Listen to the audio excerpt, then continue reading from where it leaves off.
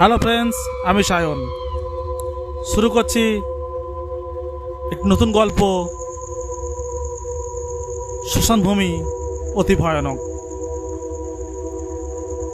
আমি স্কুল শেষ করে বসিরহাট কলেজে অ্যাডমিশন নিলাম। আমি খুব গরিব ঘরের ছেলে, যার কারণে আমার এই অ্যাডমিশন নেওয়ার পরেও আমি যে হস্টেলে থাকবো সে টাকাটাও ছিল না আমার বাবার কাছে। বাবা বললেন, সায়ন, তুমি এক কাজ করো, বসিরহাটে তোমার মেসমশাই থাকে, ওই মেসমশাইয়ের সঙ্গে আমি যোগাযোগ করেছি ফোনের মাধ্যমে। তুমি ওই মেসমশাইয়ের বাড়িতে গিয়ে পেন গেস্ট হিসাবে থেকে বাবা 2 বছর ক্লাস করে নাও, নিয়ে তারপরে তোমার কোর্স কমপ্লিট হলে তুমি বাড়ি এসে একটা চাকরির জন্যে চেষ্টা করো, কেমন? আর টুকটাক যা খরচা লাগে সেগুলো জমি জায়গা চাষ করে আমরা পৌঁছে দেব।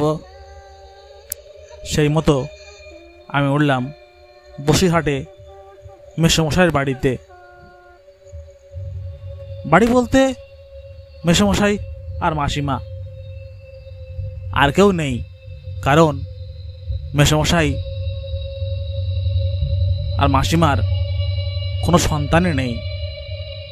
সেই ক্ষেত্রে ওনারা আমাকে খুব ভালোবাসতেন।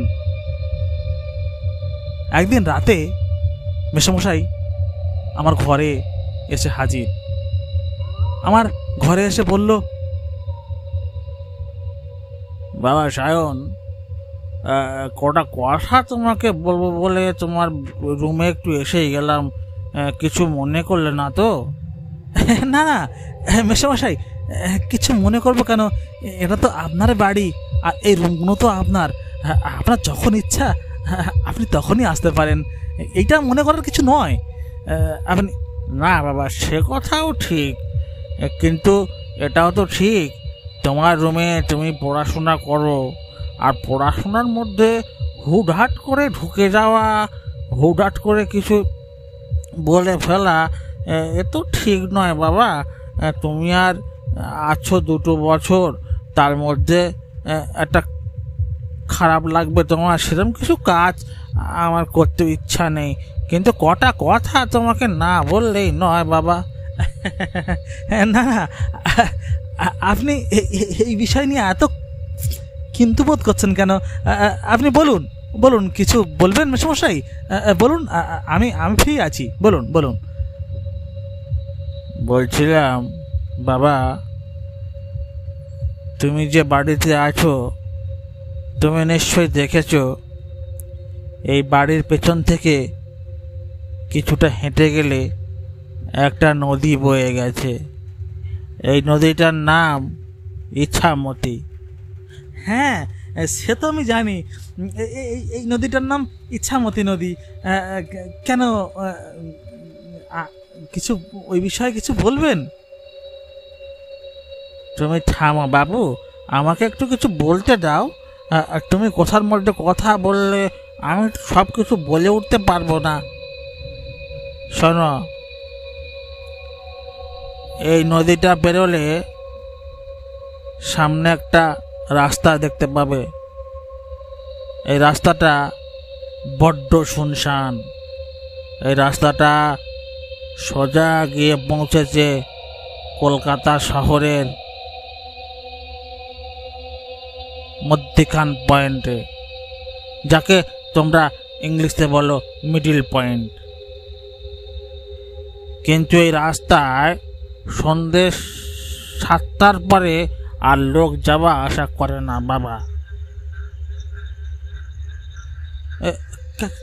কেন মেসমশাই? 7টার পরে এই রাস্তাটা গেলে কি হয়?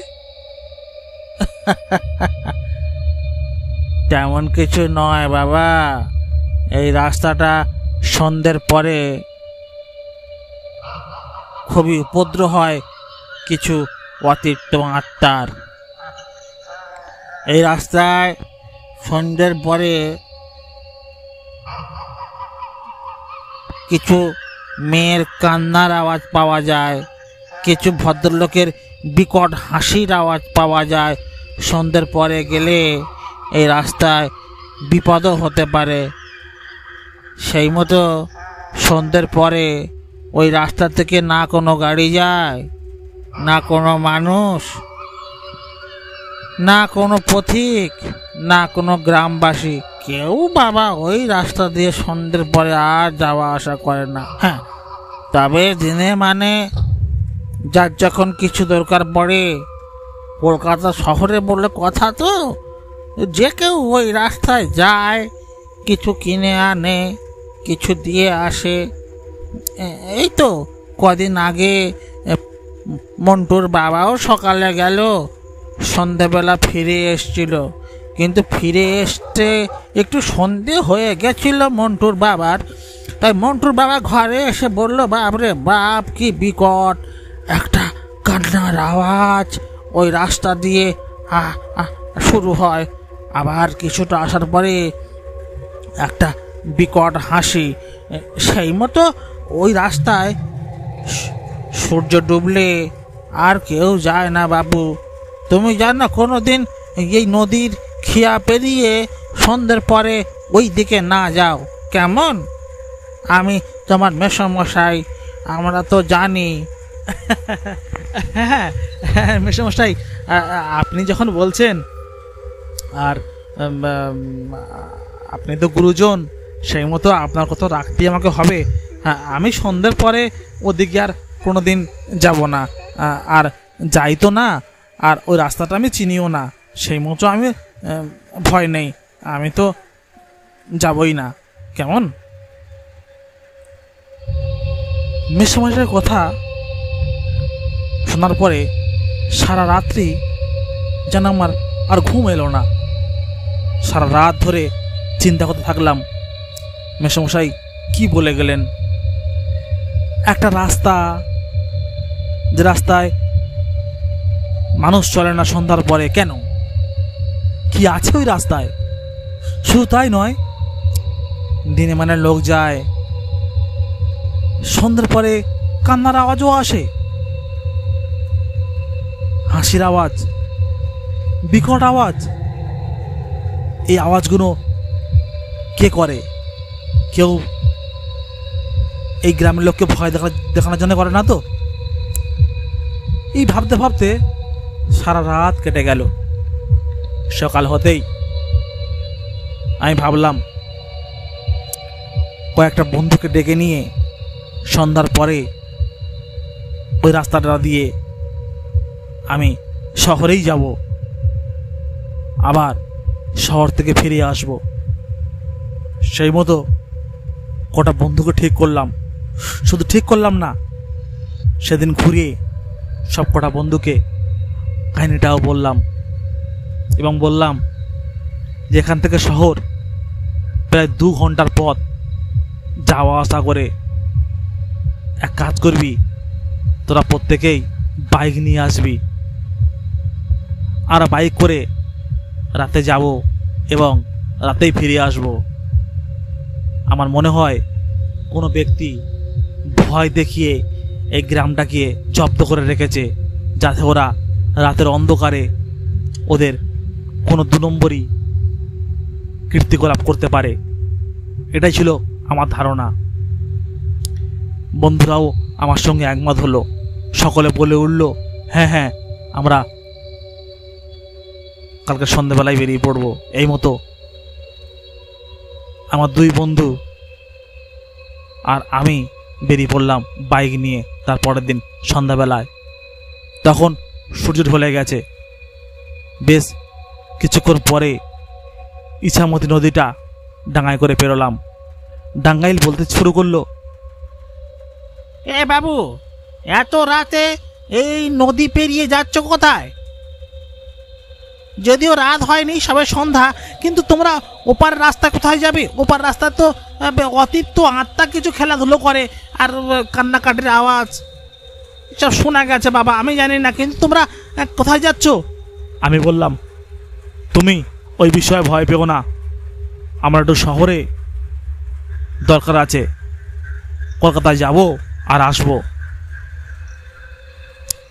মাঝিটা দেখলাম চোখে মুখে ভয়ের ছাপ। উনি বলে উঠলেন, সে ঠিক আছে, কিন্তু রাতের বেলা কলকাতায় কি দরকার? আর তাছাড়া তোমরা অন্য রাস্তা দিয়ে যেতে পারতে, এই নদী পেরিয়ে এই রাস্তা দিয়ে। এটা ঠিক হচ্ছে কি? শুনুন, ঠিক হোক ভুল হোক আপনি চিন্তা করবেন না, আমরা যাব আর আসবো। আপনি নৌকোটা ঘাটে রাখবেন, রাতে আমরা খেয়ে নৌকো দিয়ে আবার বাড়ি ফিরবো। নদীটাতে তো পারাপার করতে হবে। এই বলে তিনজন বেরিয়ে পড়লাম। যাওয়ার সময় কই কিছু তো চোখে পড়লো না। হ্যাঁ, মাঝ রাস্তায় একটা শ্মশান আছে বটে, এই শ্মশানে তো কিছু দেখলামও না। আমরা বেরিয়ে গেলাম। দিব্যি কলকাতায় এসে একটা ফাস্ট ফুডের দোকানে তিন বন্ধু খাওয়া দাওয়া করলাম, আর বেশ আনন্দও করলাম। বলতে শুরু করলাম, দেখ গ্রামের মানুষ কি ভীতু, এরা ভয় পেয়ে রাস্তা দিয়ে সন্ধ্যের পরে কেউ বেরোয়ই না, অথচ রাস্তাটা কত সুন্দর পরিষ্কার সিমচাম, দুদিকে ঝাউ বাগান, মধ্যখানে বিরাট আসত্য গাছ, আসত্য গাছের গোড়ায় একটা বড় শ্মশান। কি সুন্দর জায়গা বল। আমরা এলাম, অথচ কোনো ভূত নেই, পেদ নেই, কিছু নেই, অথচ গ্রামের মানুষ ভয় দিয়ে ওই রাস্তা থেকে যায় না।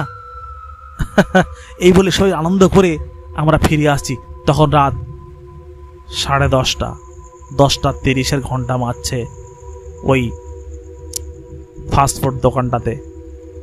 ওখান থেকে বেরিয়ে এলাম, ঠিক রাস্তা দিয়ে আসছি, শ্মশানটা পেরাবো, হঠাৎ কানে এলো একটা কুত্তার ডাক, যেন দূর গ্রামে একটা কুত্তা ডাকছে। সেই কুকুরের আওয়াজ কানে এলো। আমি আমার এক বন্ধু তনুকে বললাম, তনু শুনতে পাচ্ছিস? একটা কুত্তা ডাকছে, আর একটা যেন বিকট হাসির আওয়াজও পেলাম। তনু বলে উঠল, হ্যাঁ দাদা, এই এত রাত আর আকাশে ভাঙা চাঁদ উঠেছে, কুকুর বিড়াল তো ডাকবেই দাদা। ও নিয়ে তুমি কেন এত ভয় পাচ্ছ? বাইকে বসে আছো, বসে থাকো। এই তো আমরা আর আধা ঘন্টা বাইক চালালেই আমরা পৌঁছে যাব তিস্তা নদীর পাড়ে। আর মাঝিকে তো বলেই এসছি, ওখান থেকে একটু পরেই আমাদের পার করিয়ে দেবে। সেই মতো আমরা শুরু করলাম বাইকে আসতে। কিছুক্ষণ পরে হঠাৎ বাইকের হেডলাইটের সামনে একটা বিয়াকার বড় হাত, বিশাল বড় একটা হাতের ছাওয়া পেলাম। তনু বলে উঠল, দাদা বাইকের সামনে দেখুন কেন হাত বাড়িয়ে আছে। আমি তনুকে অভয় দিয়ে বললাম, আরে না রে, ওটা কোনো হাত নয়, ওটা ওই বাইকের লাইটে কোনো ছাওয়া পড়েছে, চালিয়ে দে ওর উপর থেকে। এ কি, হঠাৎ আমাদের বাইকগুলো দাঁড়িয়ে গেল, ইঞ্জিন স্টপ হয়ে গেল, গাড়িগুলো স্টার্টই নিচ্ছে না। তিনখানা বাইক একসঙ্গে দাঁড়িয়ে যাওয়ার কারণে আমাদের একটু ভয় লাগলো। আমি জিজ্ঞাসা করলাম, তনু, মিরাজ, বাদল, গাড়িগুলো স্টার্ট কর। ওরা বলে উঠলো, না দাদা, এই গাড়ি আর এখানে স্টার্ট নিচ্ছে না। হঠাৎ দেখলাম হালকা চাঁদের আলোর মধ্যে চারখানা ছায়া মূর্তি আমার দিকে এগিয়ে আসছে ধীরে ধীরে। কি বিশাল বিকার মূর্তি, মূর্তিগুলোর গায়ে যেন সাদা কাপড় চড়ানো। ওরা এগিয়ে এসে বলতে শুরু করলো,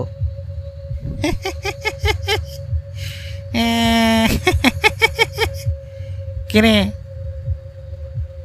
তোরা আমাদের চ্যালেঞ্জ করছিলিস, রাতের বেলা এই শ্মশান দিয়ে চলে যাবি আমাদেরকে ছেড়ে দিয়ে? হ্যাঁ, চারজনের একসঙ্গে অষ্ট হাসি হাসিতে বুক কেঁপে উঠল আমাদের। কে যে কোথায় বাবাকে বলে ছুট মেরেছি তার কোনো ঠিক ঠিকানা নেই। মাঠের দিকে ছুট মারলাম সবাই, কিন্তু যখন ঘুম ভাঙলো তখন দেখি আমরা 3 জন শ্মশানেই পড়ে আছি। কারোর কোনো জ্ঞান নেই, কারোর হাতে চোট, কারোর পায়ে চোট, কারোর মুখে চোট। পাশের বাড়ির এক ব্যক্তি ওই রাস্তা দিয়ে আসছিল, আমাদেরকে চোখে মুখে জল দিয়ে জ্ঞান ফিরিয়ে বলল, দাদাবাবু আপনারা এখানে শুয়ে আছেন কেন? আর ওই বাইকগুলো ওখানে ওইভাবে চিতিয়ে পড়ে আছে, আপনারা এই সকালবেলা এখানে কোত্থেকে এলেন? ওই ঘটনাটা ওকে আর বললাম না, শুধু বুঝলাম যে এরা 3 জন ছিল অতৃপ্ত আত্মা, যারা আমাদেরকে রাত্রেবেলা এই অবস্থায় করেছিল। আর তারা আজও আছে, এটা আরেকবার প্রমাণ হয়ে গেল। হ্যালো ফ্রেন্ডস, আমি সায়ন। এতক্ষণ শুনলেন যে গল্পটি, যদি ভালো লেগে থাকে তো শেয়ার করবেন, লাইক করবেন, কমেন্ট করবেন। ধন্যবাদ, নমস্কার।